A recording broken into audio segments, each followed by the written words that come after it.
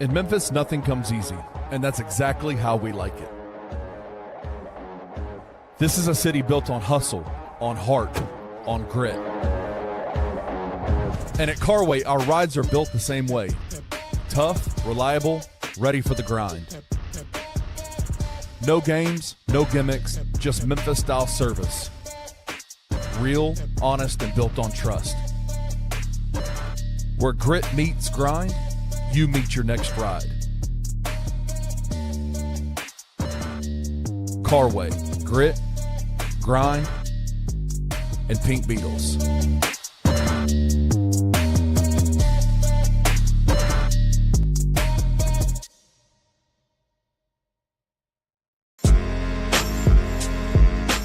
In Memphis, we know a thing or two about resilience. From the grindhouse to the Delta, we protect what's ours. But when pests invade your home, it's time to fight back.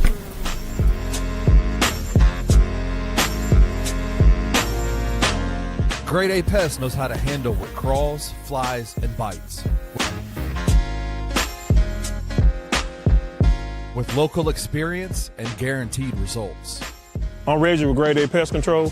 We service the Memphis metro area. That also includes DeSoto and Fayette County as well. Grade A Pest has the entire Mid-South covered. So if bugs and pests put you to the test, let Grade A solve your problem.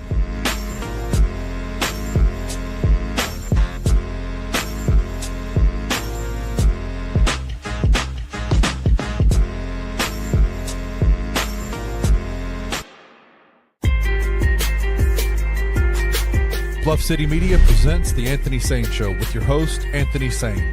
Now, let's get to the show.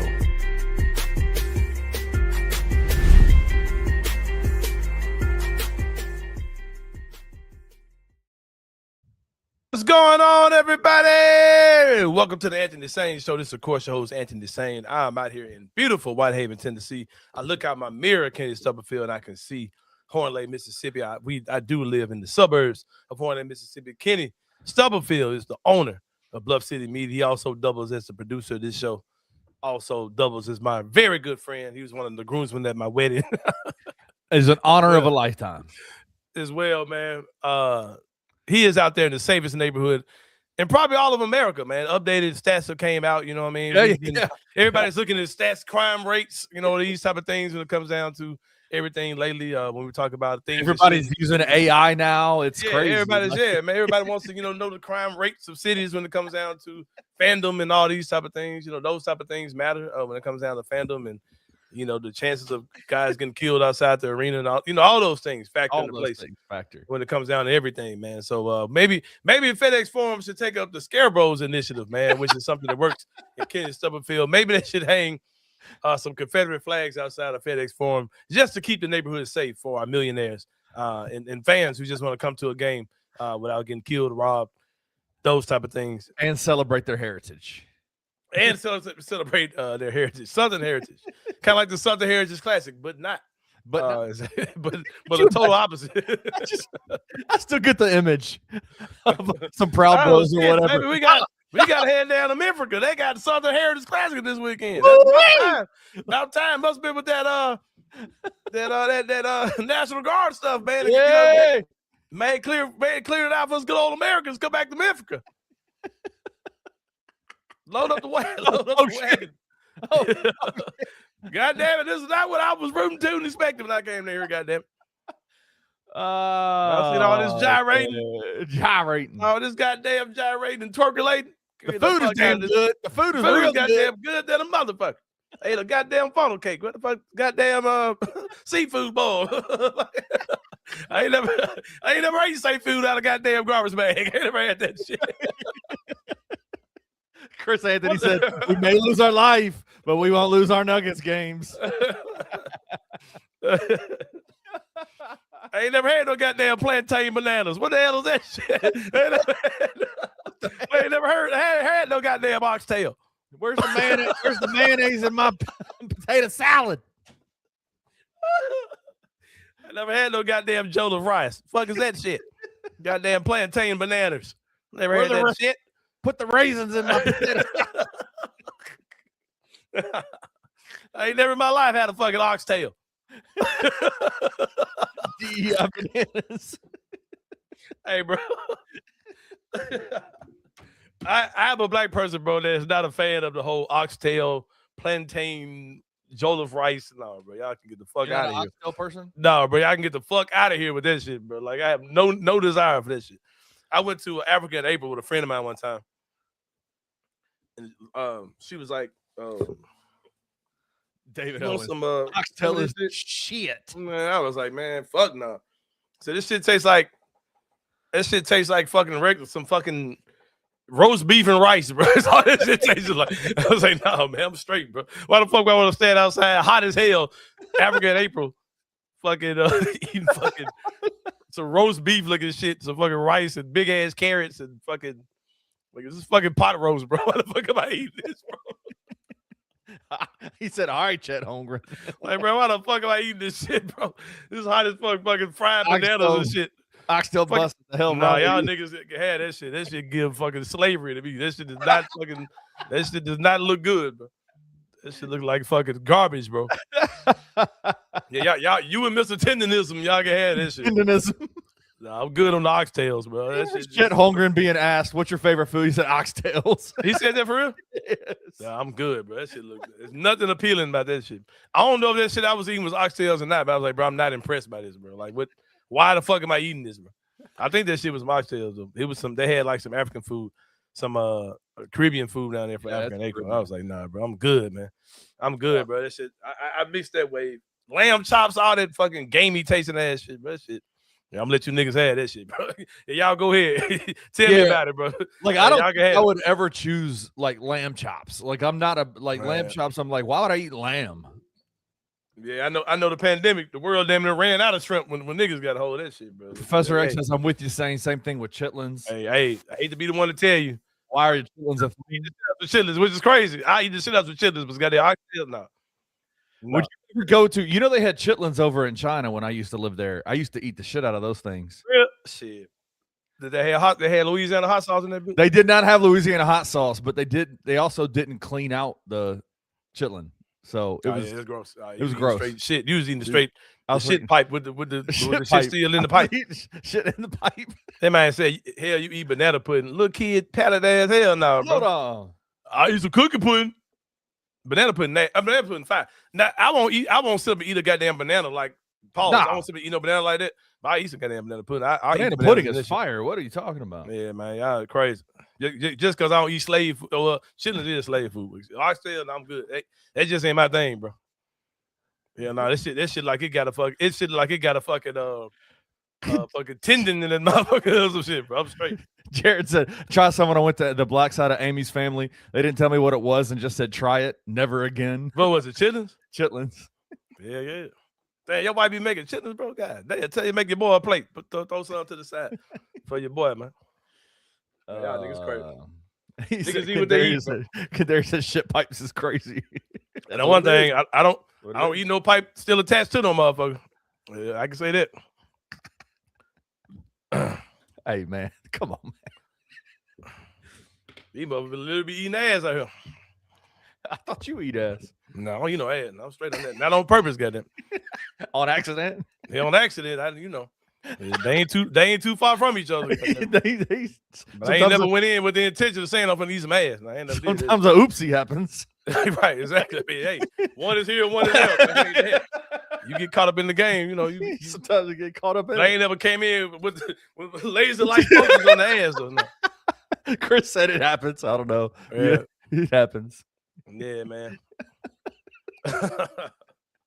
Man, we 9 minutes in, this thing went off the haywire, went off the rails. It's all good, man. I love it. But speaking of laser light focus, man, Penny Hardaway and Ed Scott sat down before the media had a formal, media availability, man. You know what I mean? I saw people on Twitter talking about that people were mad at Gary Parrish because he got the interview first. I was like, who? Did you see that? I didn't see that. Like, Ed said that, and I was like, well, I will say this about Memphis media. There are people that will go to people and snitch or hate. When I had the infamous John Morant media day interaction with Ja that went viral and shit, there were people that came to the Grizzlies like mad that I did that. Like, came to them about like who was that? Why do y'all let him back here? And that stuff happened. There is a lot of media snitching, but I didn't see anybody publicly saying it. Well, I can tell you exactly. You know what I mean? I can tell you the Daily Memphis and the Commercial Appeal clearly went to Ed Scott and said, "Why did you give Jeff Calkins, or why did you give Gary Parrish the interview?" That's how they. And I mean, listen, I like the individual guys that work for those organizations, but as a whole, those two entities are the biggest snitches in the entire media game in Memphis. Like they are the gatekeepers, if you will. So that's true. Right. Yeah, that's why I'm glad I don't play those games. Nah. With these folks, man. I do the fuck I want to do. And I don't even ask for media credentials, bro. And when I did have it, was like, yeah, I'll get one. Why not? Yeah, give me one. I'll go when I go to a game. That's why I don't do that I don't play that game, bro. I stay out of that lane, bro. Yeah, there's some of those guys that think that they are the ethics czars of journalism and how you do things. Yeah, I stay out of that lane, bro. For real. Yeah, they can kiss my whole ass. Right, they say they consider themselves local media to actual locals, so you ain't never lied, bro. Shout out to my guy Anthony Robinson, man. You got to get him back in the locker rooms, man. That he would have been great. Man. He would have been great in that press conference yesterday. By the way. Yeah. So Penny and Ed Scott, talked to the local media, man. Addressed the local media. We got clips from last night. Our own Kenny Stubblefield was in the building. As Penny and Ed Scott spoke.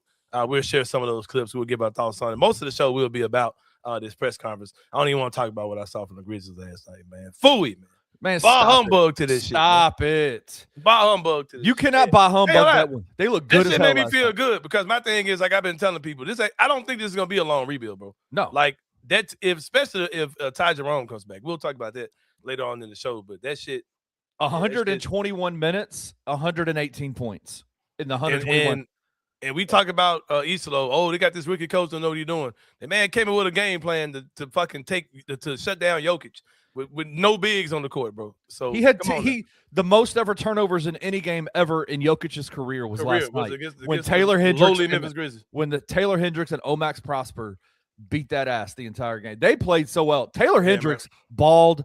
He had 9 stocks last night. Dude, a player, bro. 9 stocks last night. Yeah, dude, a player. Yeah, give me that kid. I like him, man. As he gets more confidence on that ankle, gets that playing time. Because you remember he got hurt last year. He was all right. He was a rookie his first year. Got hurt his second year. This year he's getting playing time and confidence on that ankle, whatever. Dude, it was his leg. His leg. He broke his. He broke his leg. I thought he broke his ankle. No, he broke his leg. For real? Damn. I know this shit. Yeah, man. It's all good, bro. I love it. They're playing their ass off, like Chris said. They're playing their ass off. I hate that we won, but I'm not mad that we won, bro. Shout out to them, man, for sure. I mean, they lost to the Bulls. We thought that was going to be a win because the Bulls are tanking too. So it could have been a win, yeah. And then, long as we in that top 8, man. I just want to finish the season top 8 in the standings, and we'll kind of see where it goes from there. So I'm cool. Cool. We'll talk about that later on in the show. Sorry. I just skipped the whole segment. I'm used to doing Grizzlies first. All right. Ed Scott, Penny Hardaway. Let's play some clips. Let's talk about it. Let's get into it. What do you want to see first? We got a lot of clips we can play. Let me do this one first. We'll go Penny. We're prepared to make peace. Nope, that's the wrong one. Penny asking for help. Yeah, I think the vulnerability of just asking for help. I've been a guy that when I was in middle school and in high school and AAU, I did all the work. I had guys around me, but I was a offensive guy, a defensive guy. That's just what you do because I just love the game. So as a player, I had those responsibilities as a point guard to do pretty much the coach's job. My coach didn't have to work. I had to do all those things. So I think at some point during this season when I went to him, it was nothing that had to do with anybody else except for myself. Like, okay, I've been trying to do so much that it's fatiguing, and I'm missing things that I shouldn't miss, and that I need to get some help. And I think that's a good thing. You know, that eases all the ego out. No ego, and gives vulnerability to a guy that really wants to help me, who has helped me since he's been here. This administration has been there for me from day one to put me in a position to be successful. And I know that it's still on me because I'm paid to win games. So going to him, I knew that he was going to take that as, he's the type of guy that takes that as, I like that. I don't want you to try to do it by yourself. I'm here to help you. and that's why I went to him. Can I just say something real quick? Yeah, good. Kendarius says, I want to see a lot of backpedaling. I don't think he's talking about with us. I just think I hope he's not talking about this show backpedaling on the statements we made about Penny Hardaway. Like, yeah, I really hope. Okay. Can't be. All right. He says, Kendarius also says the man asking for help is crazy. The organization been knowing it. Okay. Sorry. I got a little bit testy there because I was like, I hope he's not saying we need to backpedal. Because I like that. I like that he's asking for help. We're fucking 9 years in, bro. A decade.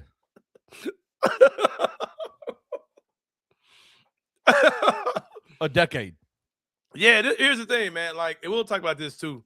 Because I don't know if you got a clip talking about the whole media response thing. Like, I'll be on Twitter and I'll see people on this whole, the Memphis media. And some guy was in the comments of the thing for this. And I hopped in too. He was like, man, y'all, I ain't trying to be an ad for Penny, but I'm glad you understand you come up as an ad for Penny. But yes. He was like saying like something like, everybody has to play their part. Everybody got to play their part for this and that. I'm like, bro, when the Tigers are having a bad season, what do you want people to say? What do you want us to say? Season? They had a historically bad season, bro. Like worse than like 50 fucking years, bro. 50 years. Like what do you want Memphis media to say, bro? And I asked the guy, I said, give me an example of the narratives that media. I said, if you're talking about national media, who gives a fuck? Like, you know that these people have a clear vendetta against Penny. Who fucking gives a damn? They don't hire or fire him. Who gives a fuck? And y'all know why they have those biases. So who gives a damn? So let's just take that whole thing out. Locally, who is creating these narratives about Penny? Like I said before, like we say all the goddamn time, this is the only media market in the country of any school in the world. But the vast majority of the media members who cover the team, not just the local media, but the vast majority of the people that cover the team are literal fans of the coach who's the coach of the program. That exists nowhere else, bro. Like there are people who are literal fans of Penny Hardaway. That have been fans of him since he was in high school. No. Exactly, yeah. Since I was a little kid. I'm 46 years old, bro. I've been a fan of Penny Hardaway since I was fucking 12. I think that's a correct age. That's a correct age. He's 3 years older than us. 4 years older than us. So when he was in high school, he's 4 years older than us. So we were in middle school. Yes, right. We were in middle school. Me and you were in middle school when we started to get started. So this whole thing, the media ain't doing their part, bro. Do you want us to say that this shit wasn't fucked up last year? But here's the thing, bro. And when stuff is going good over there, the local media acts like it's better than what is actually going on. I don't think people understand how many times I've spoken to people outside this market, super excited about shit going on in Memphis. Like, bro, y'all really not like good, right? Like I've had people tell me that shit. Like I've had people have to bring me back down to earth about what they were doing last year when they were rolling. Locally, when this thing is good, we're gonna hype it like it's better than good. You know what I mean? Like, but when it's bad, bro, we call it what it is. Man, it's so crazy. But people try to act like there's some. Here's the clip. Here's the clip you're talking about, and I want to play this because this is. I understand where Penny is coming from, because I really hope what he's talking about is the national. Yeah, because I'm like locally, bro. The ghosts that these people are trying to create, bro. Like, stop making ghosts, bro. They're not there. Go ahead, bro. Go ahead. Here's the he calls it. I called this clip "Penny and the Bad Guy" or "Penny the Bad Guy." I think, and I do hope today that my words come out not as a complainer or being playing the victim of any sort, but I do understand that to me it's a one-off. I've done well, whether it's been published as not doing well in the first 7 years, first 8 years, or whatever. I felt like I haven't won in the NCAA tournament, but my regular season scheduling against some of the top teams around the country has been well. This is true. This is a very true statement. What he's saying. This is facts. He's done well against those things.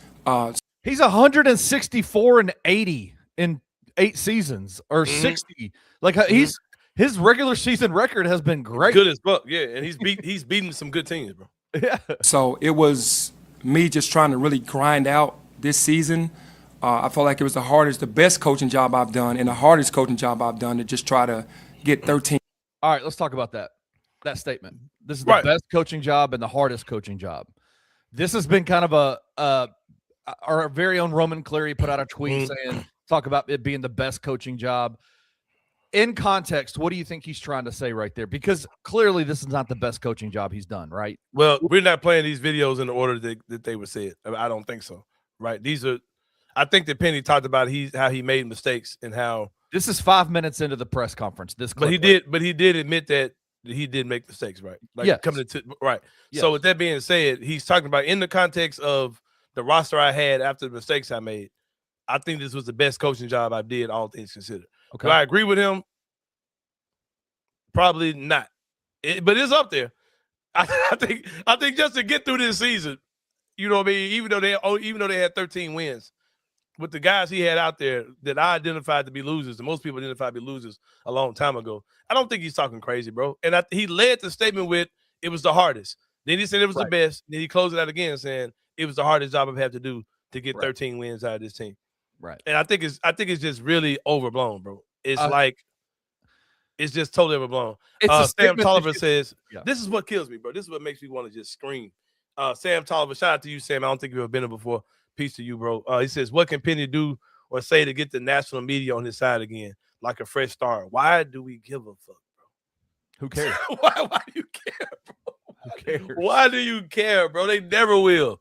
Because he replaced their guy. He replaced Tubby Smith. And there are other factors. I don't care to get into that right now. But there are other factors as to why Penny gets the way he's a black man with swag, bro. And that alone is going to tick off a lot of national media members. And I don't know why y'all care. I really don't know why y'all care. And a lot of this goes back to the fact that Tubby Smith is a god in college basketball. Yeah. And when he got fired, we didn't handle Tubby the best way to hire Penny. That's just undeniable. Like, and when Penny, I know it's Penny, but we didn't really handle it the best way. But and so when Tubby got fired and they brought Penny in, the natural response was, you're firing fucking a legendary coach, a great guy, for an AAU coach who don't know what he's doing, a middle school coach. Like that's the narrative that's been around Penny Hardaway since he got. And when Penny stands up, and when Penny stands up at the podium and says, "I didn't know what I was doing for 8 years," they're going to tear him up for that, man. We look at it like, oh man, we look like, oh man, Penny just needed some help, and look at him growing, look at him maturing, look at him realize that I didn't handle this the best way. I came in prideful. All that stuff. Yeah, we look at it like, yeah, Penny, we feel you, bro. It's Penny. I'm glad. Because right now, Anthony Sain, I'm hyped. Because I'm like, oh, shit, man. I think Penny really humbled himself. I think Penny really realized the error of his ways. And if Ed Scott's really going to, in good faith, work with him and really do right by him and give him everything he needs, Penny's the perfect dude to be the coach of this team. I don't give a fuck what y'all talking about. Like, I'll say that. But when he says things like this, like, man, for 8 years, I was just kind of prideful and doing my own thing and you know, too prideful to speak up and didn't really have a AD that I could speak up with. I mean, we look at that like that's a good thing, but the people who are national, they're gonna tear his ass up for saying it. Yes, they will. It just is what it is, bro. Yep. All right, here we go. Yeah.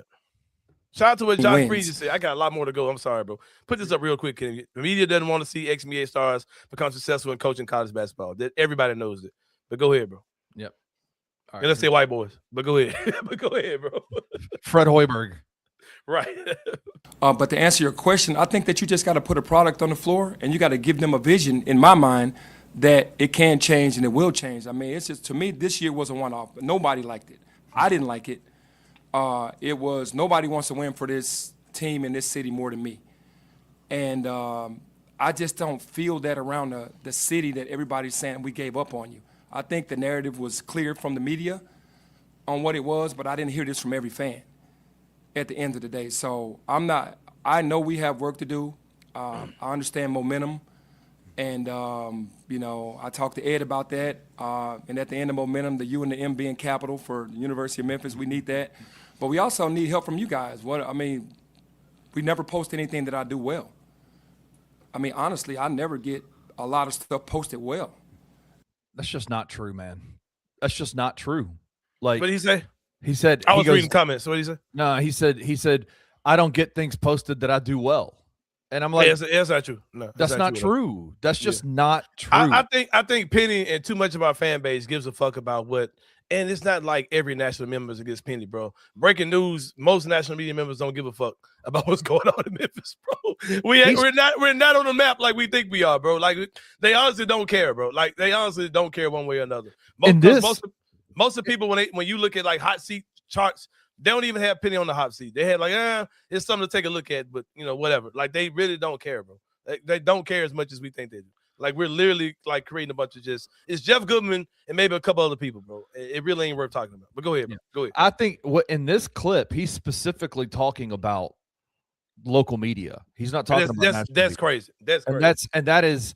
That to me is absurd. Like I said, when things are going good, we make it like it's better than what it actually is over there. Like bro, I came on this show saying, I know one thing. Penny's got a team that's going to scrap and fight every night. Remember that shit? Right. Because they look decent. They literally playing some scrubs. I'm like, hey, these dudes going to fight. He got some dudes who go play defense. I came on this show about 3 weeks into the season and said, if Penny Hardaway can make Aaron Bradshaw and Simon Majock playable, this might be the best big man coaching job he's ever done in a history of big man coachings that he's coached to the NBA. The fact that he can make Simon Majock and Aaron Bradshaw playable might be the best coaching. Like there is a level of, we were trying to figure out ways because we saw what those dudes looked like at the beginning of the season, and we were like, whoa, like this is clearly not to the standard that we've seen in the past with Penny Hardaway's teams. Yeah, but. Anyway, I would also say this. We're also talking about, and Ed Scott talks about this. He said, we did not do at the University of Memphis a good enough job publicizing the good things about Penny Hardaway.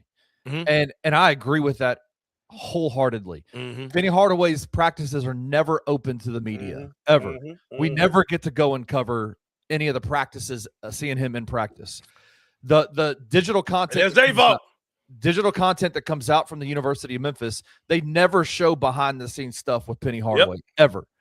All we ever get from December on this entire year, Anthony, we usually get in the 8 years that are almost a decade now that I've covered this basketball program. There's usually 1 or 2 midweek press conferences every single week, talking to the coaches, talking to the players, helping be able to tell the stories of the players. They have not done one of those since December. Who? Hold on, who? Like name names. Not all local media means them well. Who? Say who don't, and give an example of what they said. And I'm not here to defend any of these motherfuckers because I think most of them lame as fuck. But I'm not going to allow. Like I'm not going to say I'm not going to allow. I don't want to hear people acting like Penny's some victim of people trying to destroy him because it's just not true, bro. Name them. If the people who don't mean them well, say who they are and say what they did. If it's Gary Parrish said, Gary's name has been brought up 100 times in this comment section already. That's one person. Gary said in one of his monologues about this whole situation, if this were any other coach, he would be gone. I was just about to say that. And Gary chooses not to have not to fully operate in the biases that we've given Penny because he's Penny. I said this forever. Because it's me, I'm going to say I want Penny to be the coach of their team, regardless of what they got going on. I'm gonna say, yeah, Penny needs to be the coach of the team. I don't really give a fuck what y'all are saying. That's all I got. I ain't gotta have no other logic to it. Cause like GP said, when you start trying to use logic, you go sound dumb because there's really no excuse. Right. Or it's really nothing you can say to justify Penny still being here. He said what you said. He said what you said.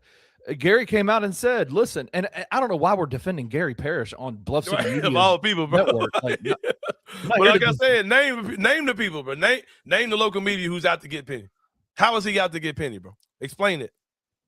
How? He said John Martin. How? What is he doing? He doesn't have the same biases we have.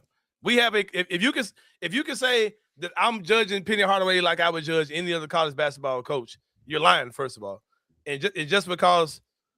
That's what I'm saying. In a normal world, Penny would not have been here for 9 years, bro. He would not have made year 9. He would not have made year 9 a long time ago.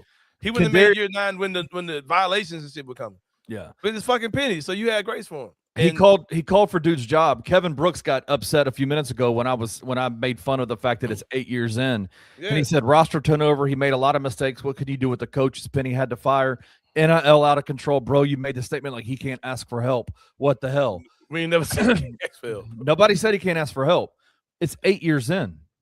If it was anybody else, they'd be gone, bro. And I'm okay with saying it. And I'm okay with riding with that. Like, okay, yeah, bro, it's Penny. So we ain't gonna fucking fire him. 8 years in. Hey, it's Penny. He can ask for help whenever he wants, and he's going to get it. Right. Like, the bias is there. Like, Right. Me and you have openly stated the bias. We have bias towards Penny Hardaway. And no, you tell me another situation. We probably can be able to get to all the clips, bro. We're a half hour to the show. Tell me another coaching situation where this happens, where you've got your boss you're sitting there having a fucking therapy session with your head coach where he's telling you all the mistakes he's made over the years. Well, Penny, we're gonna get you through this, bro. No, they fire you. Like that, this don't happen, bro. This stuff is not normal, bro. All this stuff, well, we're gonna work together to get you everything you need. And I'm glad you admitted you have a problem and that you weren't doing these things the right way. No, bro, they would fire you. They would fire you, bro. It wouldn't come to this. And Ed Scott even said that I came to Penny like, basically, bro, I'm about to fire you. Like, show me a plan. Like, show me your plan, because if you don't have one, one, you're gone. We're going to take steps to get you out of here, because that's what it normally looks like, bro. Yeah. This shit don't happen nowhere else, man. Like, there's a understandable amount of grace for Penny because it is Penny Hardaway. I've said this a long time ago. The best case scenario for Memphis is for that man right there to be the coach until he gets tired of it, and we give him all the tools he needs to be great. Prop him up. Treat them every way. But for a coach to basically tell you, for most of my time doing this, I really didn't know what I was doing. No, he would have been gone. He wouldn't make year 8. He wouldn't make year 7. If you're getting NCAA violations and you're playing the kid that was under sanctions and said, oh, fuck that shit, we're going to do it anyway, he would have got fired. Nobody's picking on Penny, bro. Like, that's not happening, fam. That's not happening at all. That's just not happening. Bro. And I think it's a fair thing to say that if Ed Scott had been his AD the whole time, we wouldn't be in this situation. He would have jumped in and took care of this shit a long time. 3 years in, 2 years in, 3 years in, it would have been a different situation. Penny Hardaway was not only did he have to deal with COVID, not only did he have to deal with NIL, the transfer portal, all those different kinds of things. Right. At the same time, he had an athletic department, an athletic director that was missing in action in every single way. Left Penny Hardaway to his own devices, right? Yeah, man. And it's Ed Scott's been here 18 months, and he literally, word for word, there's clips, and you can go on our YouTube channel and watch this entire press conference. He says, we have got to start acting like more of a professional organization, which is something I said on this show a few days ago, that this thing has been ran amateurishly for a long time. And now Ed Scott. I love this. I love this, bro. I ain't gonna hold you. I love this shit. Because Penn is the dude. He ain't gonna be like your boy, USF. You have a decent year, you got a new coach every year. Right. Or you got, what I mean? Teams come here, they get a little decent season and they roll. Penny is the dude, man. Like if they put the right stuff around him, Penny is the dude, man. Because he's still fucking Penny Hardaway. He still got draw. He knows what the fuck he's doing on the court. They gotta take some of his toys away for sure. Listen to this last part. This last part is really it's about a 5-minute long clip. I'll play the last part. Write what they want to write and put me in a position to make me look like I'm not a good person, I'm not a good coach. I don't make any excuses for what's happened, for what I've failed at, but I know I can come back from failure. I haven't made any excuses. I see everything that's being written, it doesn't bother me. But when it starts to affect how my character is being portrayed, I've been nothing but respectful to everybody. I don't go at anybody for writing anything. I'll let you do your job. I've never done that. And for me to see what's going on around the country, for guys to be praised for not making an NCAA tournament in 7 or 8 years and they get another year, for guys to have one NCAA tournament win and get a P4 job in 15 years, what's wrong with me? What have I done wrong? In my city, where everyone knows that I'm going to be here after. If I'm fired, I'm still going to be here fighting for this school, fighting for this city. Y'all might be gone. I'm going to be here. True. So why am I the bad guy? True. Yeah, that is true. They really just try. A lot of these people just, not John and not Gary. They're here, but like a lot of these guys who do cover this stuff, it's a stepping stone. They're not going to be here in a few years. There are guys that were part of the local media that aren't here anymore. That when they came to cover Penny Hardaway, literally made it their point. You remember the story? Gary Parrish told the story about wrote the story about Albert Means and the Alabama booster. Yeah, they were looking for their Albert Means story. They were looking for They saw a coach who they felt was green in what he was doing. They said, "Yeah, we're gonna catch him slipping because I don't really think he knows what he's and doing. we're gonna make our careers off this." Yeah, off of this dude. And guess what? They ain't here anymore. No more. And guess who's here? Penny Hardaway is still here. Come on, bro. Come on.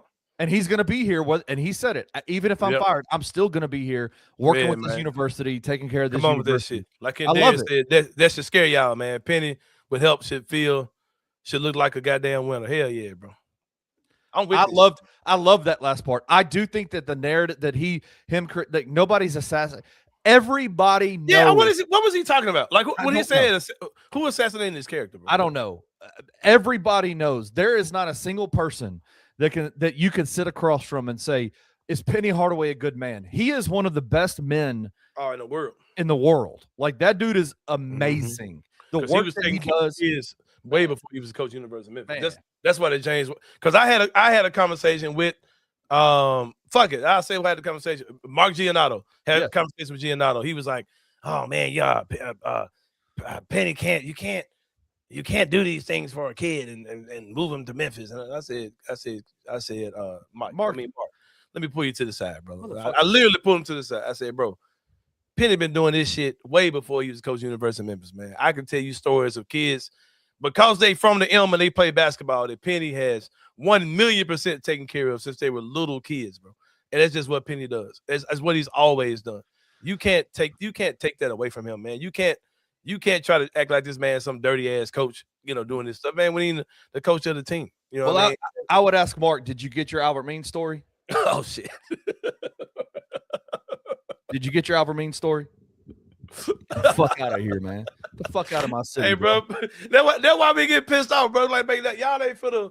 I know too many of these dudes, like, for real, bro. Like, ain't nobody just gonna sit in and say, like, now I'll say this, man. Shout out to my guy Roman. Roman's a kid, bro. Roman's like 20 years old. Roman knows Penny as the coach for the University of Memphis. He has no memory of him dunking on Patrick Ewing, the know the passes to Shaq, the touch passes. He don't know about none of that. Like, he ain't never seen him with the Memphis State jersey with the Converse. You know what I'm saying? He don't know nothing about all that, bro. He ain't never seen all that. So Roman, he gonna do what he do. He a kid. But I don't think Roman. He ain't coming at the man on no crazy shit, bro. That was not what he was. He was not doing a crazy shit thing there, saying that comment. That, as I've said on this show numerous times, when you have a microphone in front of your face all the time, you're going to say things. You're going to misspeak. You're going to say things that aren't right. It happens all the time. Anthony and I do it all the time. Man, who you telling? Now, the title of the show is called Chat GTG, which is the best work you've ever done. We got to get to this. Bro. Come on, man. I know we're running good, late. Man. We good, bro. Like, I hope everybody that's watching this, before we move on to the actual stuff that they're doing to help Penny Hardaway, I hope everybody walks away from this show knowing Anthony and I, the rest of Bluff City Media, we want this to work. Yeah, baby, want this. I don't want to see nobody else there, bro. I don't want to see nobody else in that seat, bro. But I'm also not gonna act like this shit was sweet. This shit was not sweet, bro. And I'm encouraged. Nothing about this shit sweet at all. I'm encouraged by this. Like, I'm encouraged by what by this whole press conference. Like, I walked out of there going, that was one of the most emotionally raw, intense press conferences I've ever been a part of. And I've done a lot of these things. I was in the room when he said, "Stop asking me stupid fucking questions" to Jeff Calkins. Like, that was why it's wild. Hold on. I'm gonna call bullshit on one more thing, then we're gonna get into the chat. GTG. I love, dude. That's so good. We get to one thing. I'm gonna tell you, I'm pissed off about these motherfuckers right here. I walked up to Penny at his press conference at the blue and gray game date, whatever it was last year. I said, "Man, fuck with me. Come on the show. I got you, bro. I got you. You hit up this person. I hit up that person. Guess what? I saw that person out. And so I said, you know what? It's people like me that fuck with y'all, but y'all don't fuck with us. Right. But y'all run to these other motherfuckers, but y'all don't fuck with people who really fuck with y'all and let y'all come in and get y'all shit off. I ain't gonna come in and kiss your ass, but I'm gonna let you get your shit off. You know what I'm saying? Ed Scott, same shit. But y'all talk bad about the local media, but the ones that y'all say on y'all ass is who y'all run to. And if I know Ed Scott watches everything that everybody puts out. Ed Scott, if you're listening to this, I know you probably are. Boy, man. T.A. light skin, man. T.A. Hold on. I'm something got that. You know what I'm saying? Ed with the team light skin got that. I'll say this to Ed Scott. We have asked for opportunities to talk with you and Penny Hardaway for years. Man, and getting fed beans with a spoon. And have never, ever, ever been, it has never been agreed to, ever. Uh-huh. And if those things aren't hitting your desk, you need to talk to your SIDs. Yeah, man. I done reached out to everybody. Every channel they done told me to do. Ed Scott hit me up on Twitter. Yeah, man, hit up all that. Seen him at the person, shook hands with him, gave the black man handshake and everything. But y'all don't fuck. I guess we ain't big enough for you motherfuckers. We fuck with y'all, bro. We fuck with y'all. You cuss too much, apparently. I cuss too much, bro. You cuss too much for YouTube and you cuss too much for Ed Scott. Hey, man, fuck it. I just cuss too motherfucking much there, man. All right, so here's one of the things, and this is getting bagged on, and I don't understand why. This is one of the things that they're talking about doing to help Penny Hardaway. Hey, Elon Musk, GM. Here it is. Things we're doing to help them is we're working with a professor on campus to automate some things. I think with the 14-day portal window, we learned it with football with Coach Huff, right? And then talking with Penny about what he needs. Tim Duncan is taking the lead on it for me. I went to the provost and said, I need you to hook me up with a professor who understands automation, AI. Part of our goal is to take the portal, right, and be able to cull it down to what Penny's looking for, right? So I said, tell me what you're looking for your 3 guy. I need a 3-and-D guy. I need somebody 6'6" to 6'7" who shoots 40% from 3. Their plus minus got to be X, Y, and Z. You heard him talk about it. He doesn't have enough time to do all of those things. And so we're working with a professor. Actually, they're meeting tomorrow, right, at 3 o'clock. 3:30 to sit down and show Penny the first iteration of this, because he told me what he needed, and then I went and found somebody who can be that resource for him. So hopefully it'll take, let's say, just for example purposes, it'll take 150 guys, whittle it down to 10, and then Penny can then look at those 10. I think the other thing we talked about that you didn't mention, and I'm going to mention it if you don't mind, is we got to assess the mental makeup of our players better. Right? I mean, look, we were picked first in the league, so it wasn't just Penny that thought he had a great team. It was also the other coaches in the league. Oh, man, the dog whistling is going to be tripping. We were picked second in the league. What dog whistling? But yeah, man, basically, we no more garbage-ass niggas on this team. Get the loser, man. On the GP show, he said our bodies weren't good. Like, he hated this last team. Hey, man. Which was great because we had bulletin board material. No more slow ass dudes. No more slow ass niggas, man. Second. No more so slow. This year you picked slow. first. People think you got a lot of talent in the locker room, right? And all of a sudden you're looking at it going, wait, we got a lot of individual pieces, but they're not playing cohesively. So that's something else we talked about, and we've met with some folks about how we can not even lovable. How we can make sure we're getting guys with the right mental makeup that want to come to Memphis and understand what it's like to be hunted in the league. Because we're hunting next year because of the way we finished this year, but normally people are hunting us. And it's easy to do anything one time like we talked about, but it's really hard when everyone's coming after you every year. And as he likes to tell me, we're their Super Bowl, right? We go there and it's their whiteout game and they got T-shirts and everything else. So long-winded way, as y'all know, I'm a little bit long-winded at times, but about how we can put those resources around them. So we have a couple tools now that Coach will be able to have at his disposal based on what he told us he needed that he didn't have before. Hey, bro, Justin Ford ain't shit, bro. I'm sitting there looking at this. So dumb. Justin's such an asshole. Hey, man, this almost feel like when I was failing class and everybody around me was trying to give me all these tools, but I just didn't care. Hey, Penny is kind of looking crazy on this shit, bro. It's like, really? Penny motherfucker. Nodded in and shit like this shit got damn little teammate K. Reed. So, man, I'm gonna do better. I'm gonna do better, Miss Bliss. Whatever. Miss Bliss. Oh God. Hey, bro, Penny got this shit, bro, for real. Hey, this shit finna go down, bro. I ain't gonna lie, Kenny. Especially when they start putting names with this shit. When they start naming the GM and naming the assistant coaches. You heard the rumors. Who? Associate head coach. Who? Hitman Hoops put out the rumor that it's Tony Matlock coming back.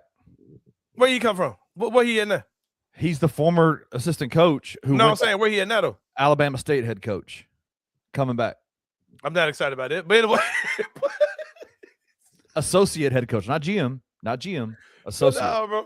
Okay, but I mean, yeah, shout out. But Hey, the defense was number 1 in the country when he was the assistant coach. Think about that though, bro. Like if I'm right here for Charles Huff, if once he get his stab and shit, based on all the shit they said yesterday, I'm right here for Charles Huff. I'm hyped about Charles Huff. That Penny shit about right here, but right now, watching this shit during the season, that shit was under my nuts. But that shit up here now, bro. I ain't gonna lie. That shit had me fired, bro. So folks are bagging on Ed Scott and Penny Hardaway for you're now just starting to use AI. Like this is like how are you going to actually understand who players are? You do realize like there's 600 dudes in the portal every single year.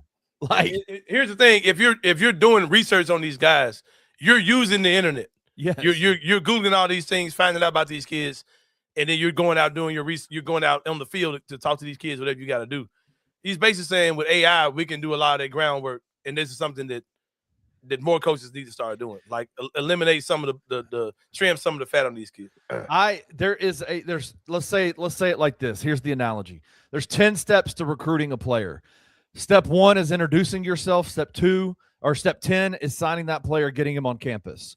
Mm-hmm. The AI technology that they're trying to formulate for Penny Hardaway removes steps 1 through 4. Mm-hmm. And gets you on 5 immediately instead of having to go 1 through 10 in 14 days. Now you're going 5 through 10. 500, all the motherfuckers. And through 600 dudes in 14 days. You ain't got a lot of time. Like there's just not a lot of time anymore to do the work. I do have one more clip I want to show you. Go ahead, man. We good, bro. I'm good on time. I'm good on time too. Things we're doing. Let me pull this clip up.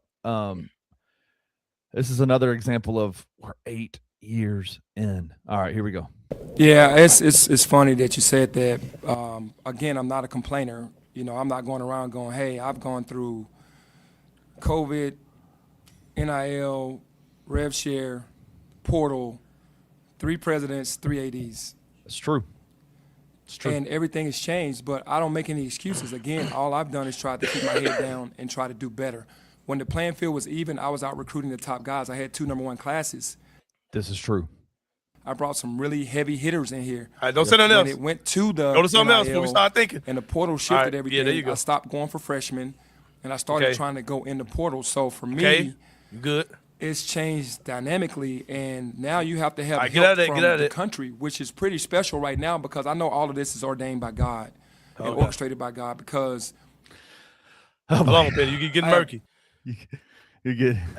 When we started saying about recruiting class, I'm glad he got out of that. For get out of thinking, all right. Get out of that. Doing those classes? Yeah, what happened with those classes? What happened with those classes? How many tournament wins with those number 1 classes? Yeah, we try to help you. How many NCAA tournament appearances with those number 1 classes? Hey, I'm gonna tell you, Penny need to get Robert Perro staff and get him some of that. Talk about AI. We need some of that tech. Stop it. Put a ubiquity chip in his neck. Oh shit. 250 text messages in my phone with outpouring names of guys that are in the portal or that could help us win. And it's like everybody saw this year and then saw what's happened to me. And it's almost like everybody wants to support me outside of here, really, to help us get back to where we need to go. And you do still have to have an eye. That sounds good, bro. I was like, oh, shit, for real?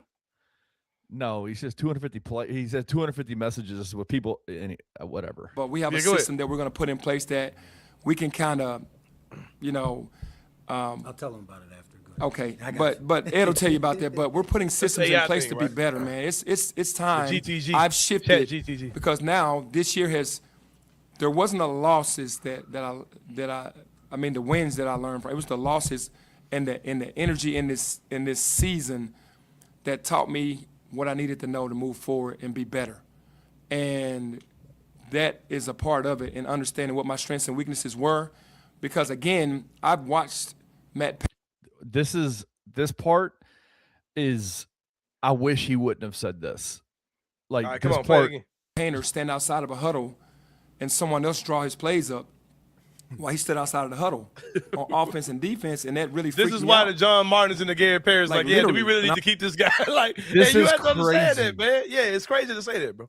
I'm watching Arkansas, or I'm watching these top coaches that have these guys that have just taken that off their plates, and I'm watching that in the huddles going, wow. Like, I thought that every coach did offense. Every coach did defense. That's how dumb to the fact I was about college basketball. I just basically came in grinding.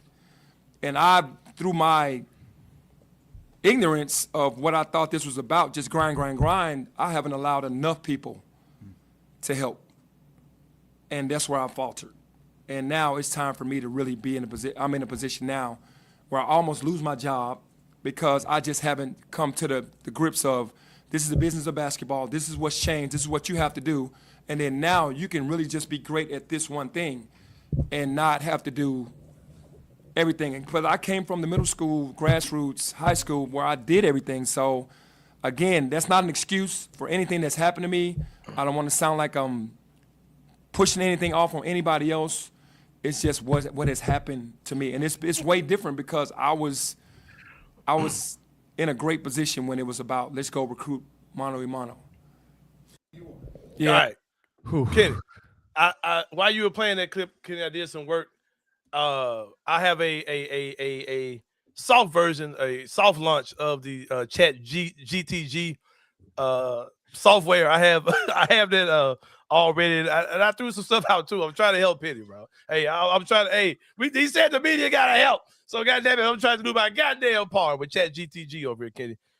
First, it started telling me.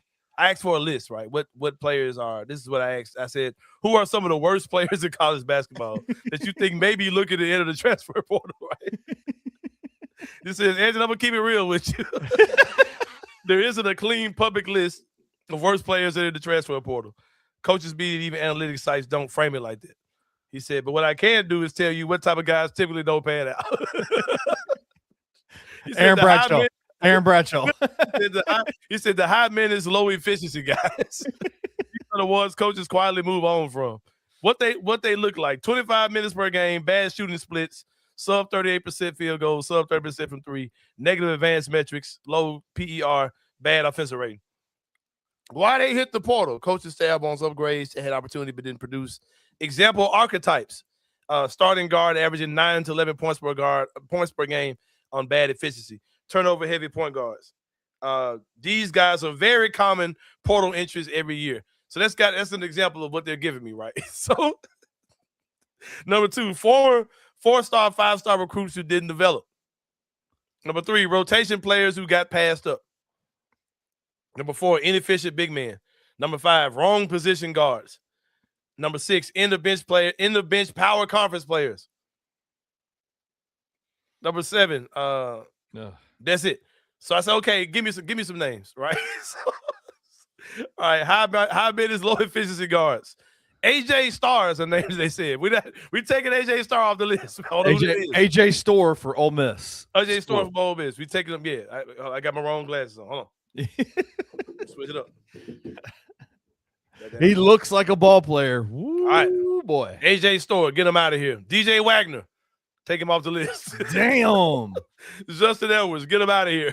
Elite recruit with inconsistent impact. The exact type of either transfers or leaves early. Former highly touted recruits who didn't fully hit. Ade Mara. Mookie Cook. That's another name that they gave. Rotation players getting recruited over. El Marco Jackson. JJ Taylor. Who played for Memphis. Tweener or miscast guards. Day Ames. Jared McCain. Jared McCain's in the NBA. He's not available. It's a soft version, man. Can we go get him? Can we go get Jared McCain to play for the Grizzlies or the Tigers next year? I'll take that. Oh man, bigs who don't fit. Right, bigs who don't fit modern pace. Ernest Uday Jr., a traditional big, limited offensive versatility, already transferred, common profile, and favor air. Developmental big, inconsistent role. These are frequent portal entries. That's hilarious, bro. But yeah, I can go deeper if y'all like. Stay away from all those guys. Those guys. Hey. I do have a early prototype of the chat GTG that bro. I'm telling you right now, I am publicly. We are branding. They need to do some kicks to it, man, because they got to do some kicks to it, man, because it told us don't go get Jared McCain, so we're still working on it, man. to the University of Memphis. If y'all want to name your AI program, chat GTG. Hey, you better get with us first. You better get with Sain first. We own that. He owns that name.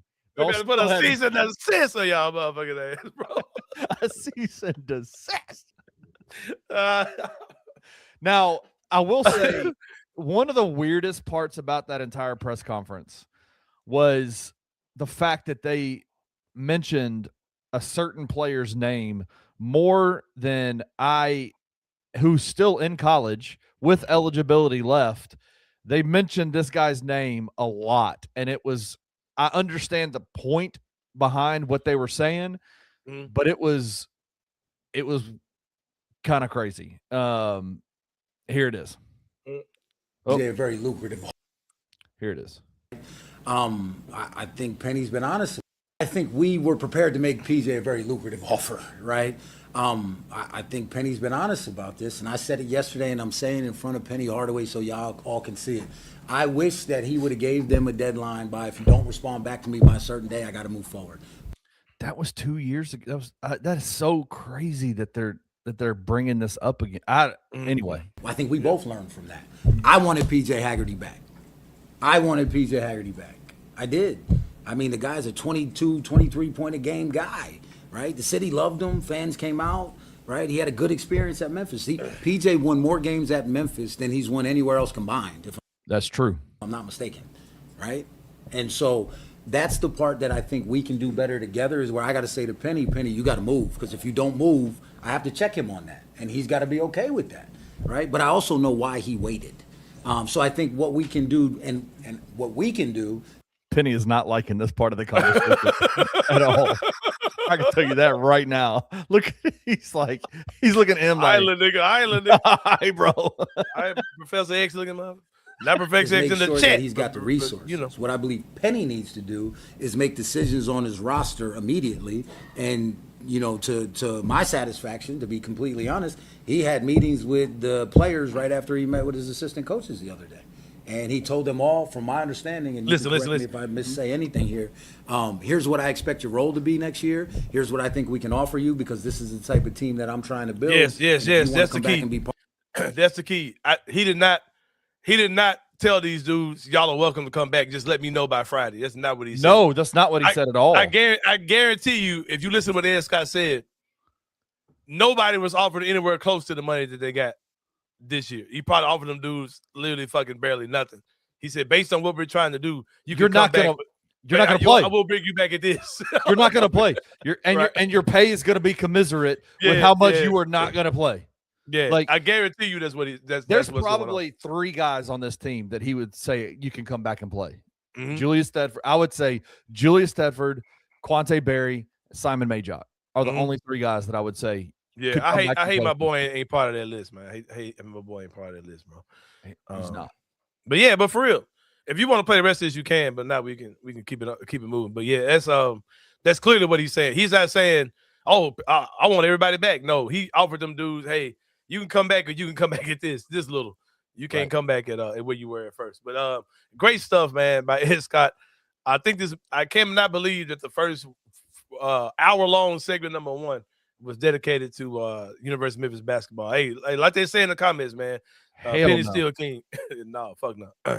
Take his ass on. I said this, Tesh. I said this on the last Tigers Live, which we are going to be doing a special Tigers Live at 7 tonight with Francis and Roman and myself to talk about the press conference a little bit more. What I said about Aaron Bradshaw is I think you got every bit of the good out of him that you can, and it's not good enough.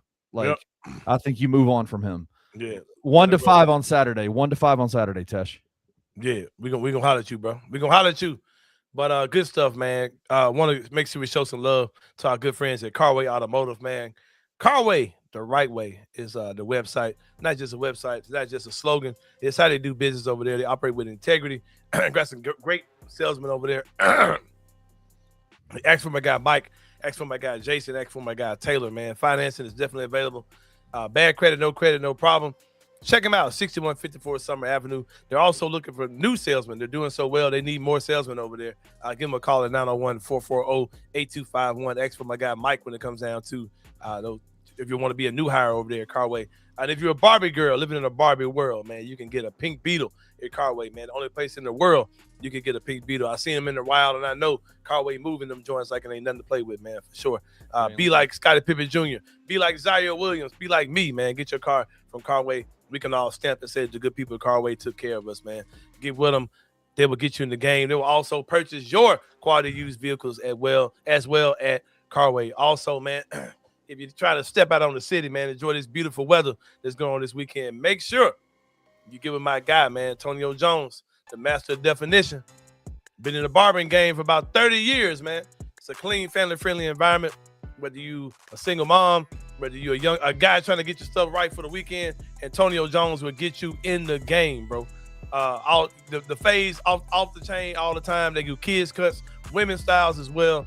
Women, you can feel comfortable there. We have our men talk, but we keep it 100. Ain't a bunch of bullshit going on. Ain't no cum sock going on with the barbers either kind of stuff. Men of integrity. There at Antonio Jones master definition, natural and enhanced styles. If you're keeping it 100 or you need a little help from your friends, man, Antonio Jones will get you in the game. Superior grooming for men, women, and children. With Antonio Jones, hit the QR code, man. He'll get you in the game for sure. With Antonio Jones, the master of definition. Do we have some money in the first segment? I cannot remember. Nope, we got money in the second segment, but we are presented by FanDuel. We forgot to mention that earlier. An hour in, we are presented by FanDuel. Yeah, man, we'll get you straight. We got some more of the Anthony Sain show for you guys when we come back. Definitely got to talk about the Grizzlies, man. Some troubling NBA news about an injury situation. Oof. I'm just gonna give y'all some public advice. We might end up going 2 hours today. I ain't gonna hold you, but we'll talk about that and more when the Anthony Sain show continues.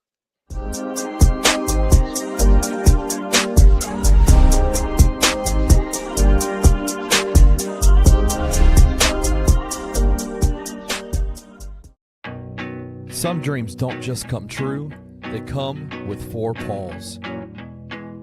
At Puppy Dreams, we match loving families with happy, healthy puppies.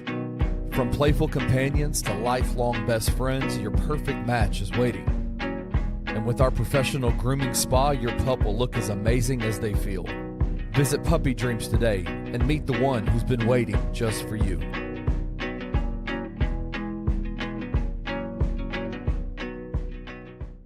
I have been super encouraged on GG Jackson. Yes. Despite the tank, and I feel like I've been right on GG a lot. I was scared going into year 2 because of the empty stats he put up, empty big stats he put up as a rookie in a team that was tanking. And then we saw in year 2 was a struggle, and year 3 started out really bad. And here we are tanking again. I was scared that it was going to revert the progress he made. But he has just stayed the course with the game plan set aside for him.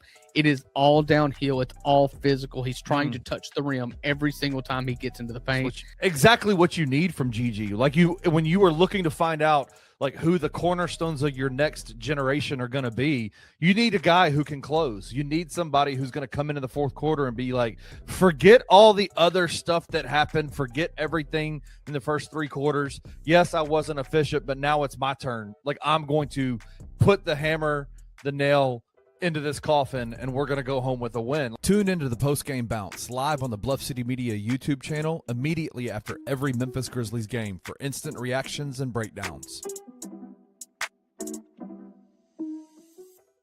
The truth is that Memphis can succeed in this era of college basketball. I think they can succeed in it more than than some people in this media market are framing it. Memphis should still be a very successful program and a very successful team from year to year, considering the current resources it has to work with.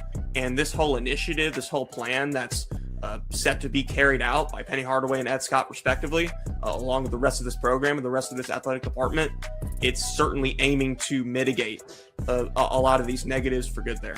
The presser today wasn't just a Penny's coming back. It was everything's changing, right? Penny is very important, not just for the athletics in the city, but he's also important just to the city generally. The gravity of this decision is a really big one. And they trust him. It shows how much trust they have in him, because someone's got to do it. Someone has to have this title that is tied up to so much money. But I think they think Penny's the guy, and we'll see. Tune in to On Beat with BCM live on the Bluff City Media YouTube channel every Wednesday night at 7 p.m. for the most in-depth look into Memphis Tiger athletics.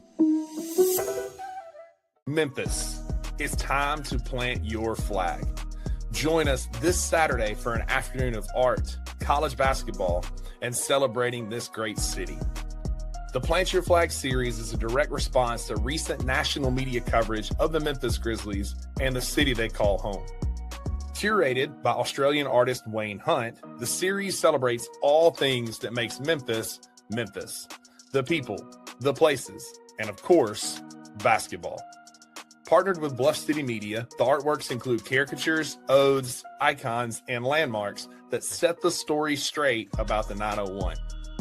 Stepping up with that famous Southern hospitality, Grind City Brewing is proud to host the show with the city as the perfect backdrop. This Saturday, March 21st, come raise a glass with us to Memphis, basketball, and the people that make this city great. Tired of the same old fast food? The soggy fries, the frozen flavors, the meals that never quite hit right. Head over to Waldo's Chicken and Beer, where everything starts fresh and flavor comes first. Our chicken is fried in rich beef tallow for that bold, old-school crunch you can actually taste. Don't skip the premium homemade southern sides, fresh greens, hearty white beans, and creamy mac and cheese made to complete the meal. Bring your whole family. There's plenty of space to relax, plus a game room the kids will love. Catch the game on big screens, grab a drink at the full bar, and enjoy happy hour specials every day from 3 to 6, all day on Tuesday and Sunday.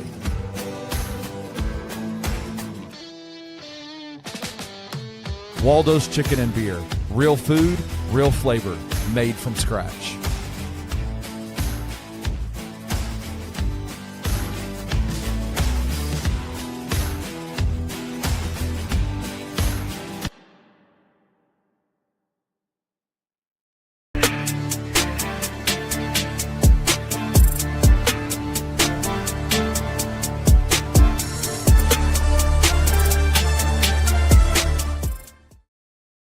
All right, y'all. Welcome back to the Anthony Sain Show, man. Got to show some love, of course, man, to our good people at Puppy Dreams.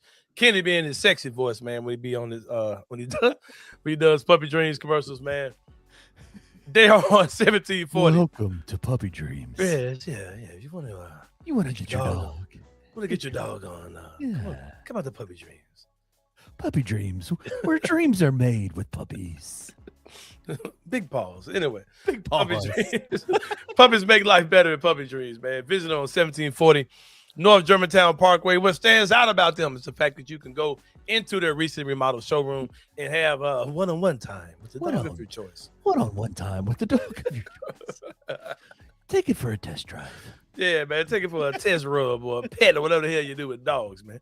Actually, they have actual puppies in the recently remodeled showroom to choose from. And get to know before purchasing, man. Full service grooming salon inside for your outside dogs or dog you purchase from there.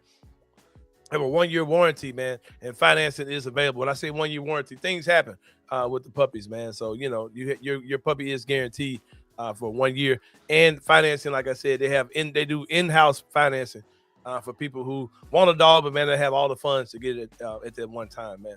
And all puppies also come from USDA certified breeders. You ain't gonna get a dog with a mange, Kenny, when you go to Puppy Dreams, man.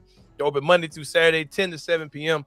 PuppyDreamsMemphis.com is the website. Go check them out. Also, gotta show love to Grade A Pest, man.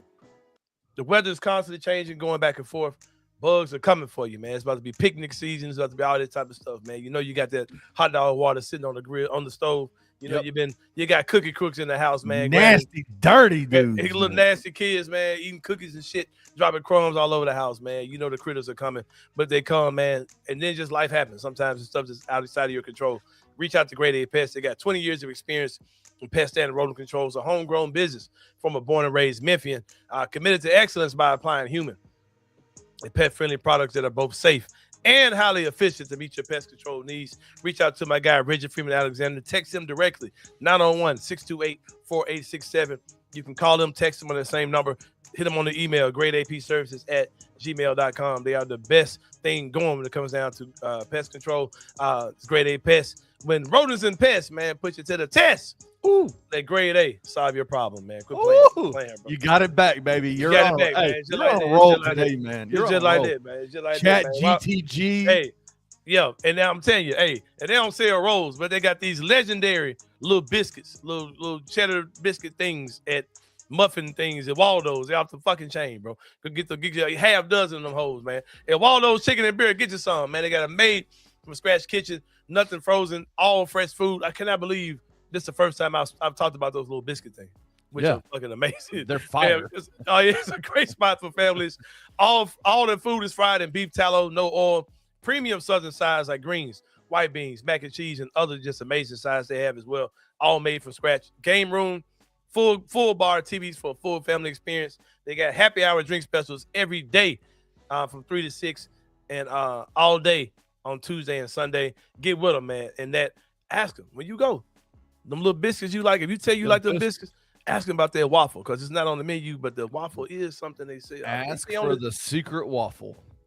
I think they only sell it on Saturdays, but they might show you some love if you say you came from the Anthony Sain show, man. That name might carry weight, man. It's 2200 North Germantown Parkway. Phone number 901-716-0032. Sunday through Thursday, 11 to 9. Friday through Saturday, 11 to 10. That is our good friends at Waldo's Chicken and Beer with Kenny, the Memphis Grizzlies. Played a game last night.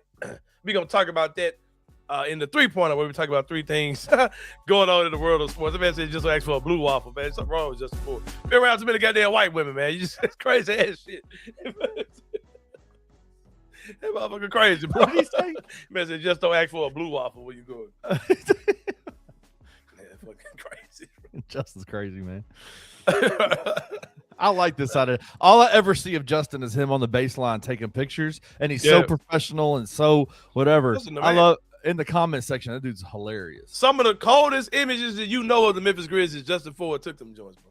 The image of Job with the grill, that was a Justin Ford picture, bro. What is a lot of people don't even know that shit. What is a blue waffle? No, this man look that nasty ass shit up. Oh God, Jesus Christ! Exactly, bro. Lord, Justin. Yeah, man. Pause. But the Grizzlies played a game last night. They won a game last night. Man. They beat the Nuggets on call 12 night. My guy Ty Jerome was looking like a beast. Man, please, bro. I ain't gonna lie. We did all this talk about guards, right? Whew. You got a pretty good one already on the roster, man. That I would not mind seeing that dude being your starting PG if you decide to move on from Ja. Hey, Tyler's good. He's so man. Nasty, man. He's so good. Dude is fucking hooping, man. That man averaging like 20 points a game this season. You know, 20 minutes, 20 points a game. I mean, just dumb. Man. Yeah, shout out to him. I'm not mad, bro. These are good things. You want to see this team be able to go against a team like the Nuggets who are in the middle of a playoff race and beat their ass, bro. Beat them dudes. And it's not like they got out to some hot shooting streak and they got up 20 in Denver. We barely hung on. Right? Yeah, like we just gotta beat them. Like it was a close game. It was we were up by I think no more than like 10 or something like that, and we just beat them. We just out there and beat them, man. And it just was what it was, man. And I think it was a good win.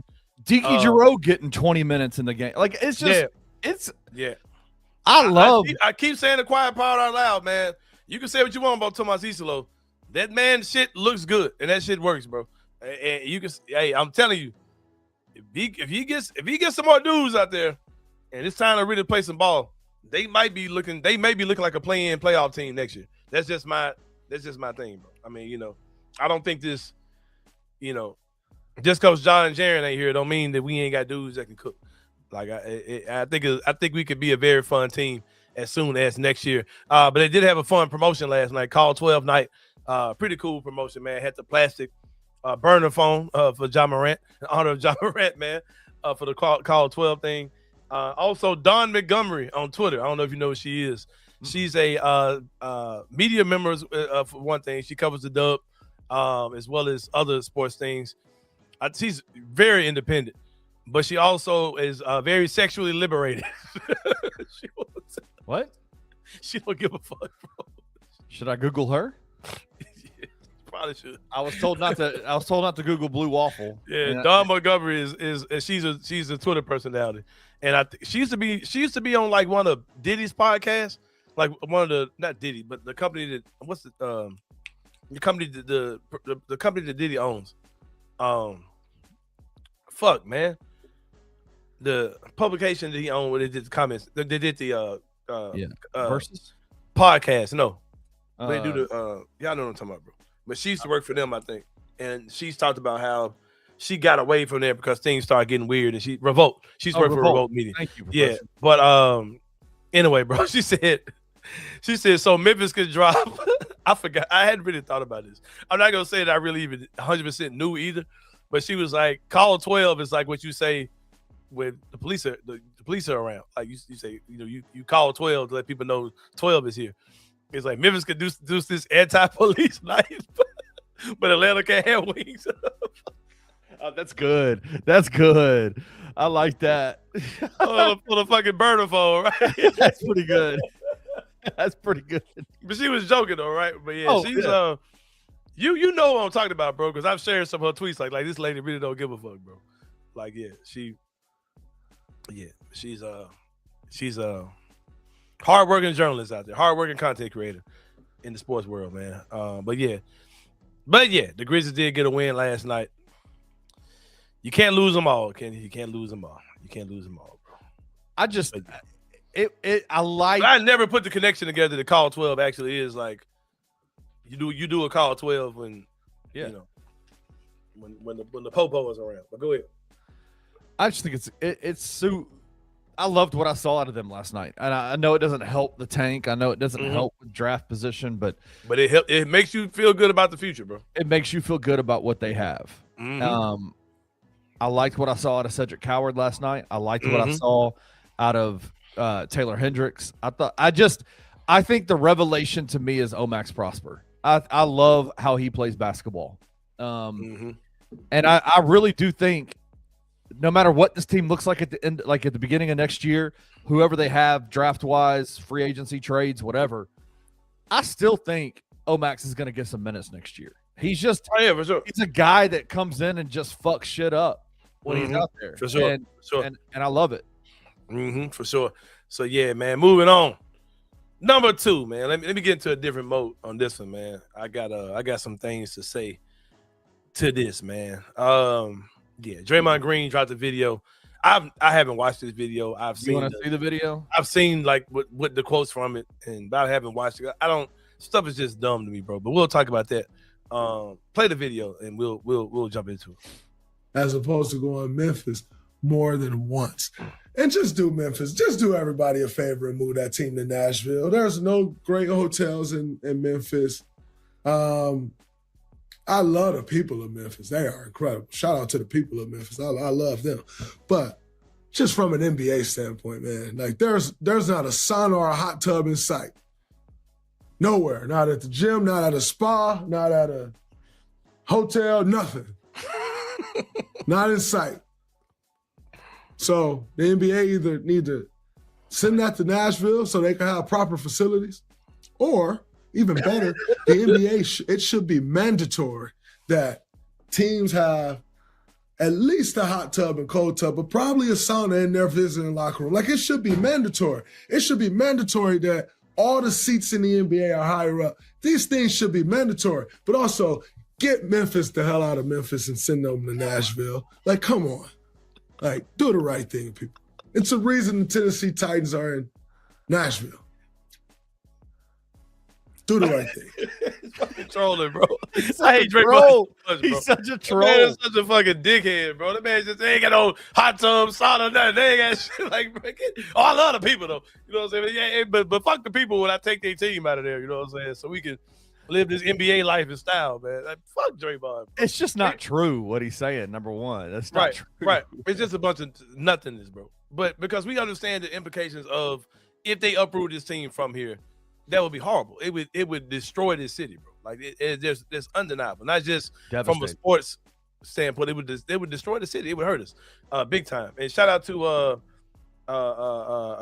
damn man, Key Glock for saying the same shit on Twitter. Like, nah, bro, it'll fuck Memphis up if that shit happen, bro. But like I said, he's trolling. Like, I hadn't seen it when I watched it again, but that literally was not even worth talking about. But I do want to talk about this. I got that as the background of this, but the topic says responding to race-driven rhetoric, right? Y'all, we have to be smarter and don't waste energy. Don't waste your words. You only got so much breath in your body, man. You only got so many words you can say, so many words you can type, so much motion in your fingers, man. A lot of this stuff that we respond to, check these people pages, man.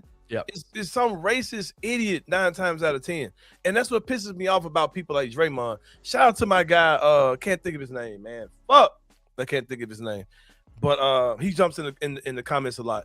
Really smart dude on Twitter, man. He said, bro, what bothers me about stuff that Draymond does or these other guys do, Stephen A. Smith, whoever these guys, when they say these things about Memphis, you're not talking about just a small market city. Like, this ain't Tupelo, Mississippi, bro. This ain't Hattiesburg. This ain't fucking Little Rock, Arkansas, or fucking some hick town somewhere. This is a predominantly black city in the United States with working class people there, and you're taking these shots at that city, not thinking about the impact that it has on those. Like, all these markets y'all can talk about. Y'all sit up here and don't think about the fact that, bro, you're a black man, a successful black man in America, but you're sitting on a city that is predominantly black. It also is a small market, and like you're talking about some hick town, bro. You know what I mean? That's what these guys do. Because the way they describe Memphis, you're talking about you make us hillbillies and you make us gangsters at the same time. Like, you're talking about, it ain't safe, it's wild there, but then you act like we're just some, like podunk town, baby ass town. Yeah. And I think all that stuff is trash, bro. Like, that's the part that bothers me. And then I always say this all the time, bro. If you want to know if you're on the wrong side of a comment on social media, go look at who's co-signing you, bro. 100%. But you're saying that type of stuff, and all these fucking evil ass people are co-signing you, you're probably on the very wrong side, and you probably need to change your stance, bro. And the fact that people who look at Memphis as Memphrica get behind stuff like this that Draymond says, oh, he's probably right because and that type of stuff, they don't give a fuck about Draymond Green. They just want to jump behind some racially driven bullshit rhetoric, bro. And I just tell people all the time, don't engage with these folks. Shout out to my guy Steven Johnson, man. I'm like, bro, you're going back and forth with a fucking racist bot, bro. Like, stop. Like, it's some racist ass account he's going back and forth with, just saying all this stuff about Memphis. And I'm like, bro, fuck these folks, bro. Like fuck these sick motherfuckers, bro. Like, it literally serves no point to go back and forth with these people, man. Get your shit off. Say what you think about it. You ain't got to engage with these people, man. Block their dumb ass and going on about your goddamn business, bro. Fuck Draymond. He's a fucking troll. He's just being goofy.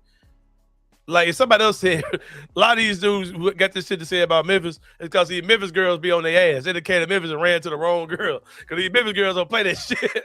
They got them fucked up. That's what a lot of this shit is, bro. These girls got women problems in the M, man. But yeah, number 3, man. Let's get to it. No, I don't use that word, Professor X. I don't call Memphis that. No. I don't take it that way. No. Oh, he said that talk about you when he said people in the Carway Village Jefferson. Nah, man. Fuck Draymond, bro. That shit dumb. It ain't worth responding to, really. I want to talk. I don't really give a fuck about what he said, but I want to deal with how we respond to these stupid ass racist fuckers, man. You not see his face the entire time? The man was trolling. But Stephen A. Smith is a tap dancing coon. Like, I don't give a fuck about what he say either, bro. Like, these dudes are dummies, and the people that co-sign them should show you how stupid the stuff they're saying is, right, and why it shouldn't even get any oxygen. Really. Like, fuck that shit. Like, I'm not even getting into the debate about, oh, should they leave Memphis? No, I don't got getting into that dumb shit. I'm talking about the people that co-sign this shit and what the damage of saying the things they say about a black market like that. How damaging that dumb shit is, bro. But yeah, man, let's get to it. Number 3, bro. Number 3. This is a crazy story, man. Oh, this shit's sad, bro. Cade Cunningham gonna be out. They're saying he'll be reevaluated in 2 weeks. I don't really know what a collapsed lung comes from. Is that from a direct blow to the ribs, or what? How does that happen, bro? I don't know. Rusty put out something about it on Twitter that I can read real quick. Let me find it. But no, I don't know where it came from. Jared said earlier in a group chat that he got taken out with a let me see. Golly, they've been texting a lot today. Let me see. I'm sorry. This is terrible podcasting. You're good, bro. He says got taken out on Tuesday for back spasms and was announced yesterday as a left back contusion. And then today was announced he had a collapsed lung. So crazy. I don't know if it's if it came off of a blow to his back or whatever, but this is what he said. This is what Rusty said. He said, imagine only being able to take a shallow breath while your heart is racing and a sharp pain with each breath, cough, laugh. Speedy recovery to Cade. It hurts so bad. You can breathe in, but you can't breathe out. And your heart is just beating like crazy because your heart's trying to make up for don't understand what the fuck is going on. Man. Damn, bro. Man.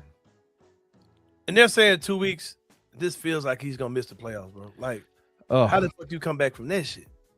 Oh, Jared said a Wizards player dove on him diving for a ball on Tuesday. Oh, man.